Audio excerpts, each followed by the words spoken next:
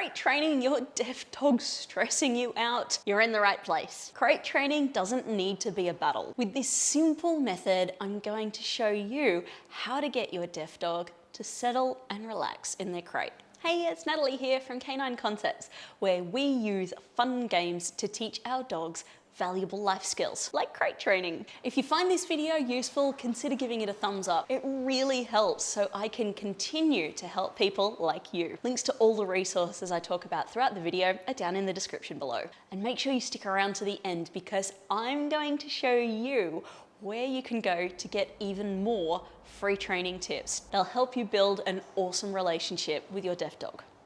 Crate training can be a bit of a controversial topic.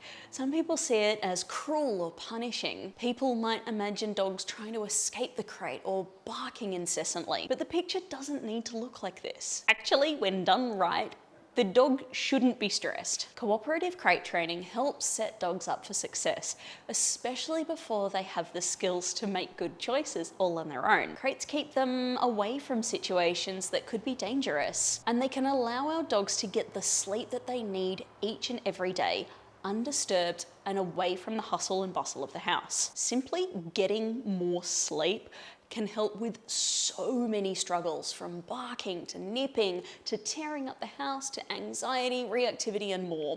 And you wouldn't believe the number of dogs who need unexpected surgery and then crate rest. That is not the time to start crate training a dog. We need to prepare our dogs for these situations, not try to train when you're already in the situation. When crate training is done positively and cooperatively with the dog leading the learning, the crate naturally becomes a place they choose to chill out and relax. Let's get into it. To start off with, we're just going to toss some of our dog's normal everyday food allowance into the crate and allow our dog to choose to go in and eat it. If they're nervous to start with, then just scatter some of the food around the opening of the crate. Take the pressure off. The more chilled out your training is, the faster you'll progress.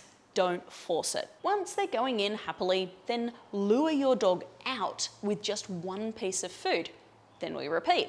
Lots and lots of pieces of food, one after the other in the crate, then just one single piece of food out of the crate. What this does is put value into the crate. Being in the crate is more valuable than being out of the crate. When their confidence builds, you'll begin to notice that your dog starts to choose to go in the crate all by themselves, even before you start tossing food in. When they're at this stage, then we can move on to the next step.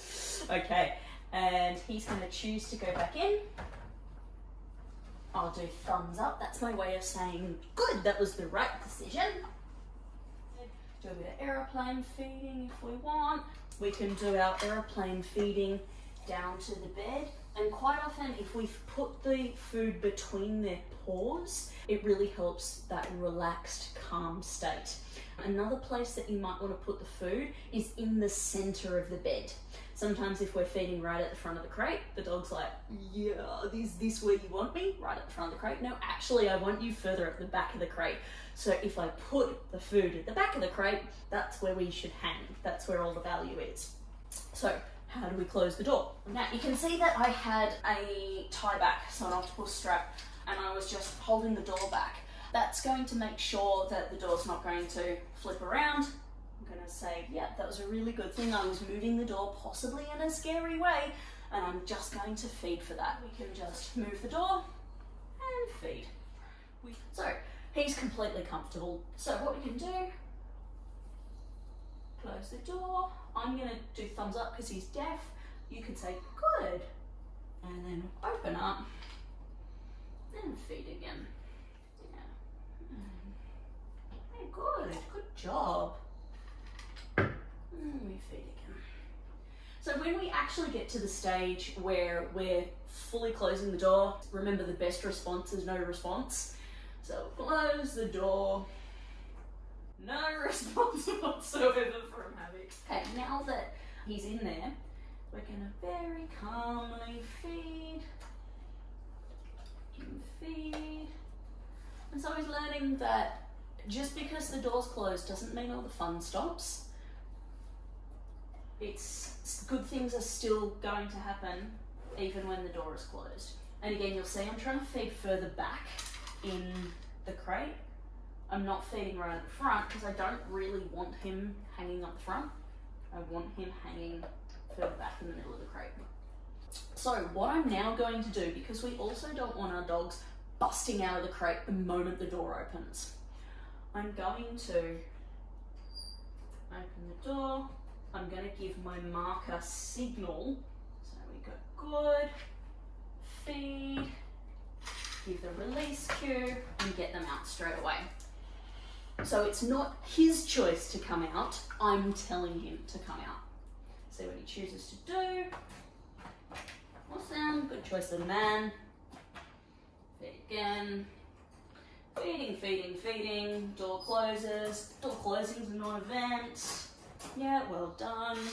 Door closing doesn't make the fun stop. Nothing changes. It's totally cool. Grab a little bit more food.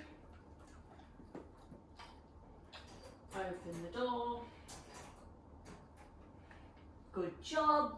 Gonna feed, and you may even feed the center of the bed. And sometimes, even though the door's open, maybe it closes again. There is no routine. Yeah, good job. Well done.